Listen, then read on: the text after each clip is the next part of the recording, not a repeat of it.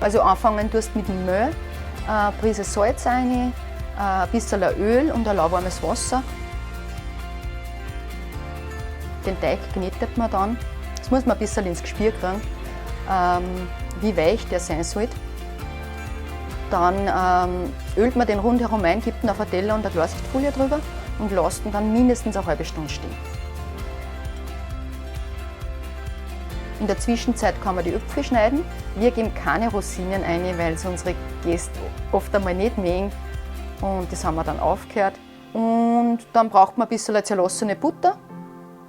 Gibt in die Pfanne Butterschmalz rein. Und dann zieht man den Strohl aus und füllen. Semmelbrezel noch dazu.